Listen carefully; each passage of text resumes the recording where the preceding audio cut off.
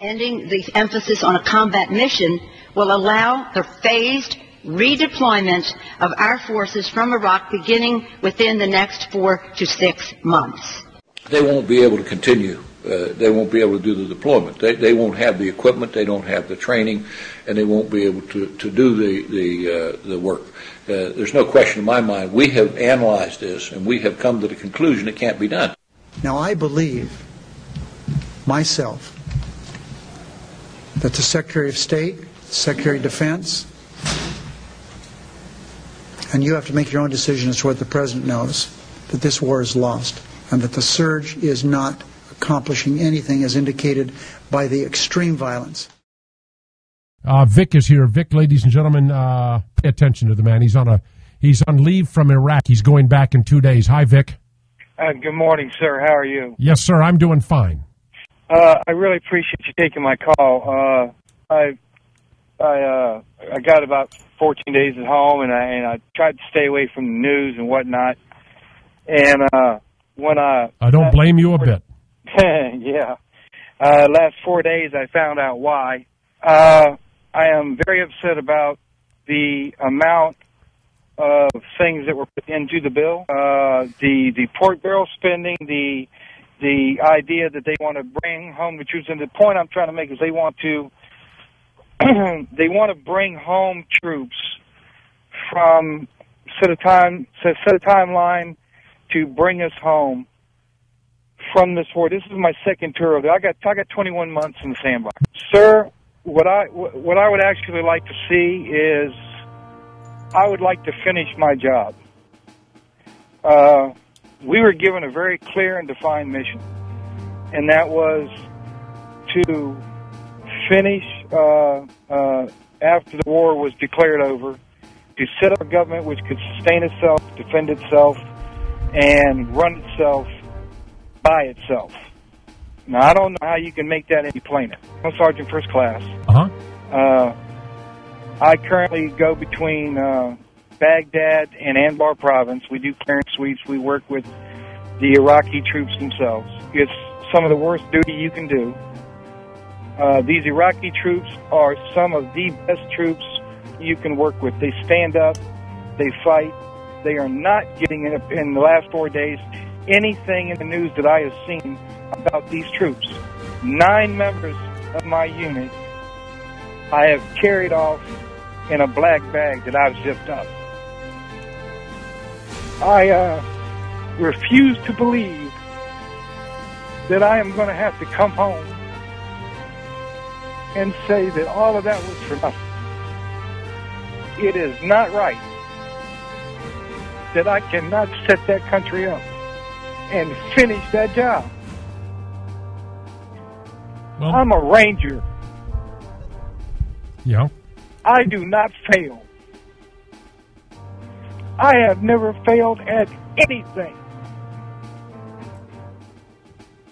I have spent 21 months of my life in that country. And I love this nation. I love these people. And all I ask of these people is that they believe me. I can do this job. I will finish this job.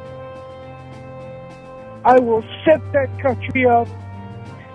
That country will work. It will have a government.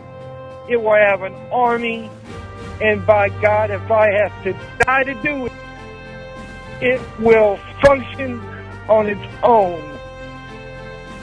If people will just let me do my job. And the people that died to do it did so because they believe they can. And if the American people will just back us, we'll do it. And the press and the other people that are trying to stop us, I beg you to stop. And please put the effort into supporting us. And if I could ask you to please get this message to them, that there are people just like me who are out there, and all we ask is that you love us the way we love you. I don't know how to put it. I'm a full-grown man that doesn't know what to do. I fight. I will die for this country if it will just let me come home proud. If they bring me home, those guys that died for nothing. They talk about redeployment. It's nothing more than failure. I don't know how else to express it. And I can't express to you how much this is killing us over there. The men and women that are over there right now believe we can win. We're winning over there. The Iraqis over there are turning the terrorists in. They're fighting over there for their own country. The people over there are dying for themselves. The people just need to believe it and get behind it. If people like you and Sean Hannity and the radio host would maybe get these kind of messages out, maybe the people on the TV would start doing it, and they get behind this war again, the way they were when it started. It was real cool when bombs were falling, and they could see the explosions, and it was all gung-ho. But now people are dead, and you know what? When the first soldier died, when the first body bag was filled, there wasn't any option of coming home. It had to be finished. And I don't see why the American people don't see it that way. I don't understand. Vic, listen, God bless you. You have done such a service for your fellow soldiers, men and women over there, by calling up and saying what you've done. Thank you for letting me speak, sir.